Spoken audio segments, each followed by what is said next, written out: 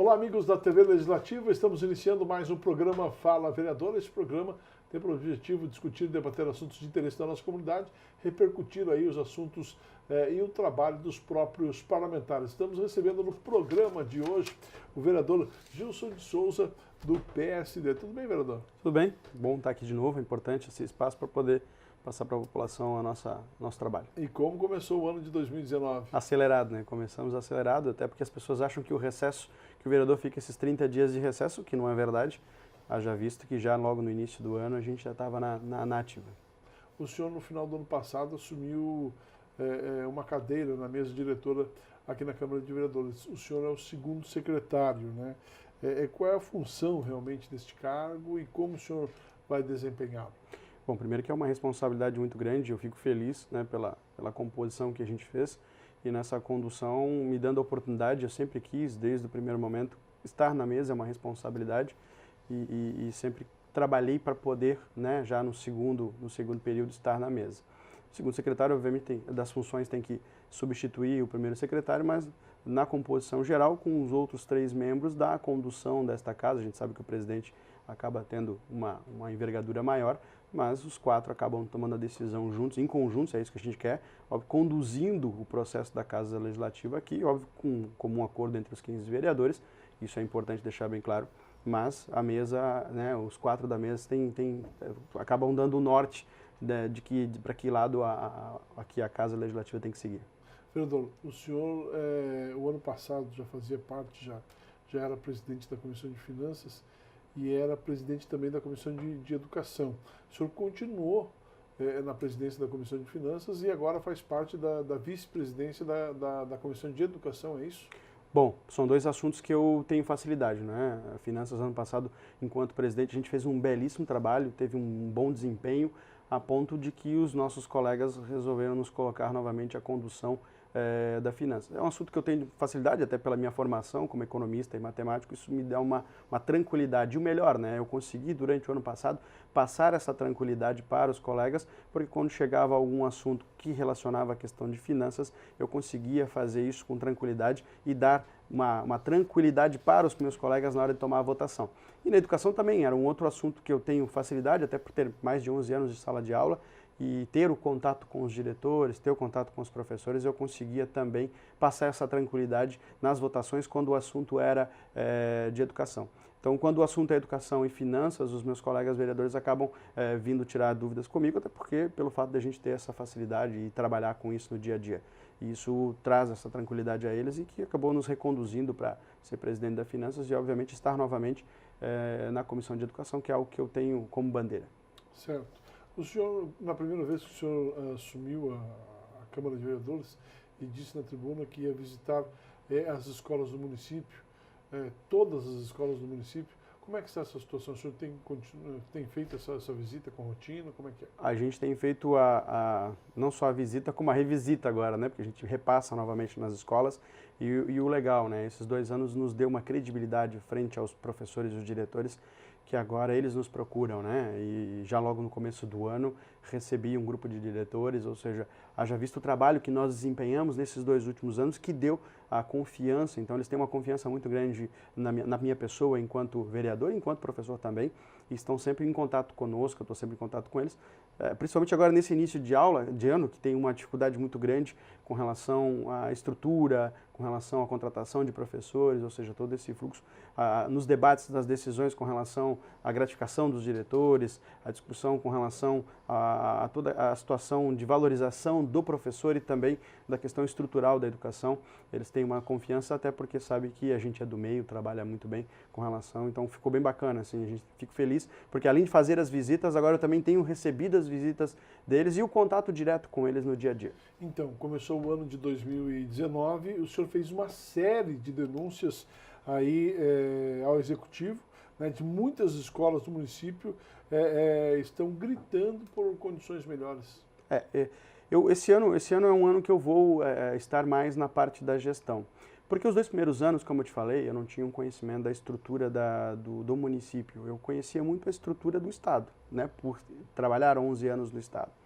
E ao conhecer a estrutura do município, as escolas, os diretores, eu comecei a entender nesses 2 anos toda a dificuldade que eles têm. E aí a gente começou a observar que ali está faltando um pouco de gestão nesse sentido. Não só ali na questão da educação, mas de uma forma geral do município.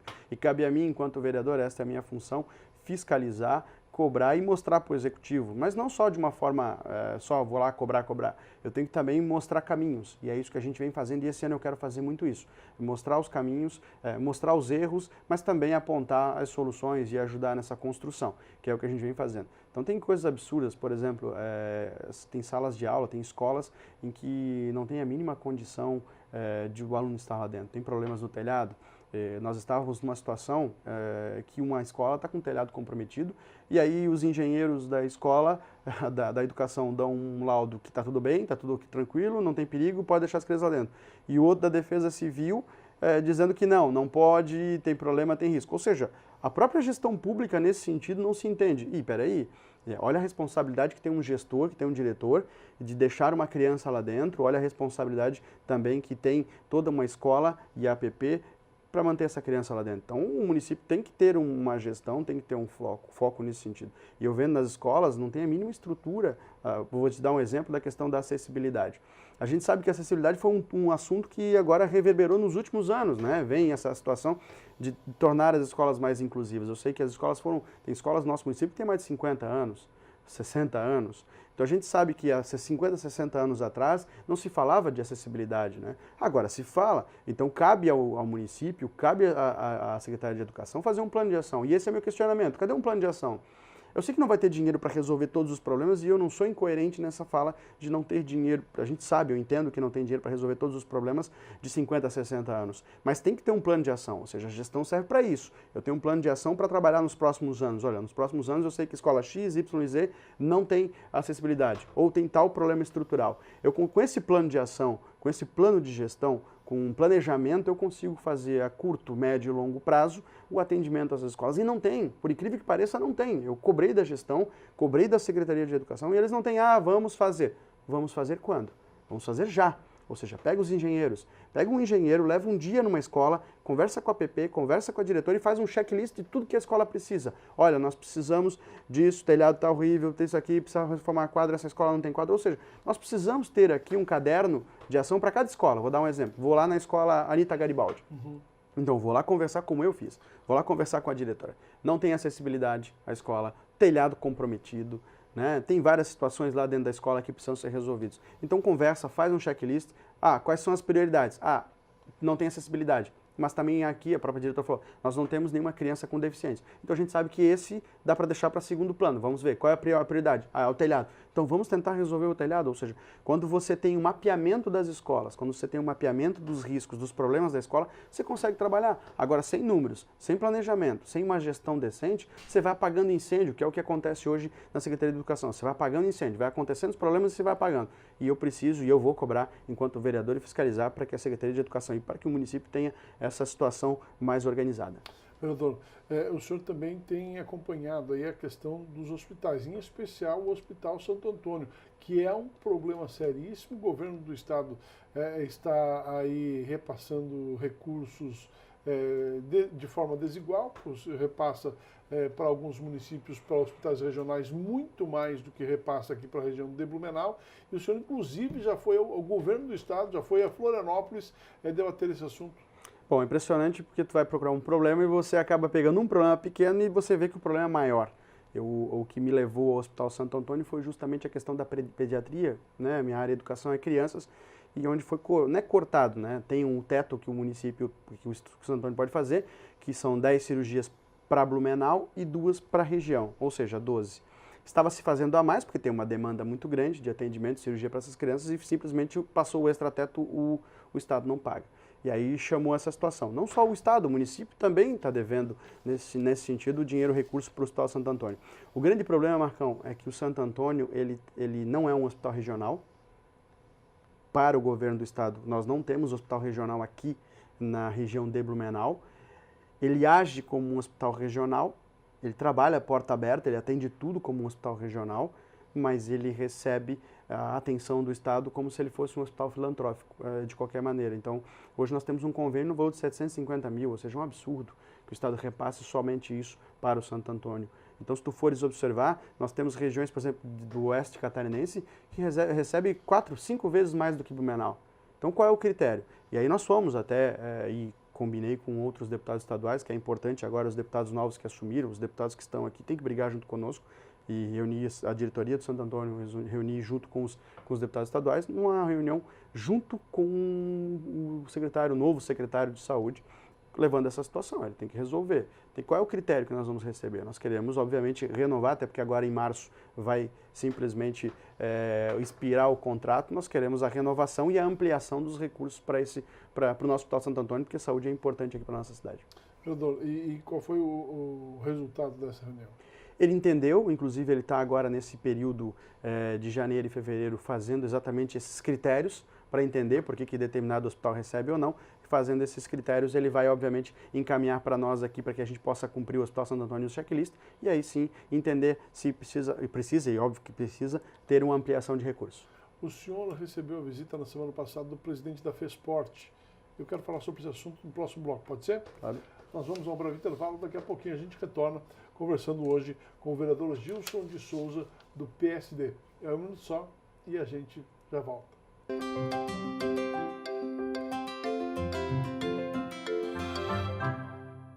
Já estão abertas as inscrições para o programa Entra 21 Bluesoft. Faça agora mesmo sua inscrição e receba até 480 horas de treinamento gratuito em tecnologia e idioma, com encaminhamento para empregos de qualidade. É a sua oportunidade de trabalhar nas melhores empresas de TI ou empreender na área. Preencha sua inscrição pelo site bluesoft.org.br. Mais informações em 3323 3598.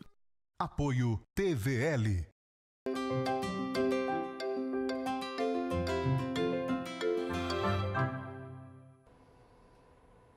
Nós estamos de volta aqui no programa Fala Vereador. Obrigado pelo carinho da sua audiência. Para você que não acompanhou o bloco passado, estamos conversando com o vereador Gilson de Souza, do PSD, ou professor Gilson, né, como queiram, né? Ô, vereador Gilson, o senhor recebeu a visita do presidente da FESPORT, mas antes de falar dessa visita, o senhor tem colocado aí que esse ano vai colocar o dedo na ferida e vai apontar o dedo para os erros do Executivo. O que o senhor quis dizer com essa fala na tribuna? Não só apontar o dedo, mas como também mostrar que estão errados e dar uma ajuda, solicitar, ser solícito nessa situação. Eu vou realmente ser mais crítico e apontar. Como eu acabei de falar na questão da educação no bloco anterior, eu vou fazer essa situação. E quando eu falo governo, você falou aqui a situação eu recebi a visita, na verdade não recebi não, eu provoquei a visita do presidente da FESPORT. Eu fui na sexta-feira em Florianópolis na posse dos deputados e já provoquei ele. E aí? E até porque ele é de Blumenau, então você tem que vir fazer uma visita, eu vou te fazer uma agenda aqui. Ou seja, o presidente da FESPORT, o secretário de Educação, tem que começar a tirar a sua bundinha da cadeira e começar a vir a visitar. E foi isso que eu fiz, eu provoquei ele e fico feliz, porque na sexta eu provoquei e na segunda ele já estava aqui. Isso mostra o interesse dele para vir aqui. E a gente fez visita em diversas associações, né, de pais que realmente colaboram com o esporte. Nós tivemos no Ipiranga, nós visitamos o Karatê, a Associação do Karatê, que é um trabalho fantástico, o pessoal da natação, o pessoal da ginástica, visitamos o pessoal do basquete, ou seja, foi uma tarde inteira de visitas. E aí foi bacana, né, que tu vê lá o pessoal assim, nossa, a gente fica feliz, é a primeira vez que um presidente da FESPORT, olha só, a primeira vez que um presidente da FESPORT vem até a cidade e vem até eles, porque geralmente fica aquela coisa de gabinete, questão protocolar, e é isso que nós temos que cobrar. Então, quando eu falo botar o dedo na ferida, é começar a mostrar realmente os problemas da gestão, e o problema da gestão realmente às vezes perpassa exatamente por isso. Você tem que ir lá no local, você tem que visitar, você tem que conversar. Você só vai entender a dificuldade de um atleta quando o presidente da FESPORT está olhando no olho do professor, olhando no olho do aluno, como nós fizemos naquela segunda-feira, e mostrando as dificuldades. E dali a gente conseguiu achar diversas soluções que às vezes não eram nem soluções mirabolantes, a coisa pequena, que faltava o quê? Faltava a presença física do responsável, de quem toma a decisão. E é isso que eu quero fazer e provocar esse ano na gestão pública de Blumenau, fazer com que os secretários vão até os locais, conversem com os diretores, que tentem entender e, obviamente, eu vou, junto com eles, buscar uma solução. Mesmo que não dê, que necessite um grande volume de recurso ou algo nesse sentido, mas que pelo menos você dê atenção para as pessoas e diga, olha, eu não consigo resolver isso agora, mas vamos tentar amenizar, vamos conversar, me ajude a planejar e nós vamos planejar para buscar recursos, como a gente fez no próprio Santo Antônio, quando eu fui lá visitar para trabalhar uma situação de um problema e a gente viu que o problema era maior e aí eu não posso ficar parado, eu sou hiperativo nesse sentido. Rapidamente a gente já cobrou dos deputados estaduais, rapidamente a gente já marcou uma reunião com o secretário de saúde do estado, a gente vai ficar em cima, vai cobrar, eu acho que a gente tem que provocar isso, fazer essa provocação, fazer com que realmente comecem a se mexer, porque é isso que as pessoas esperam do político, é isso que as pessoas esperam da gestão pública, quando se fala em nova política é exatamente isso, é não ficar parado no gabinete olhando as coisas acontecerem, você tem que correr atrás. O senhor tem perdido bastante tempo quando sai aí para atender a comunidade, explicando a real função do vereador, né, vereador? Na verdade. A gente tem percebido, a gente que acompanha por vezes aí as suas andanças, o senhor explica a função do vereador, o que ele pode e o que ele não pode fazer para depois começar a atender as demandas da comunidade. Exatamente, e eu não perco, na verdade, eu ganho com isso, né?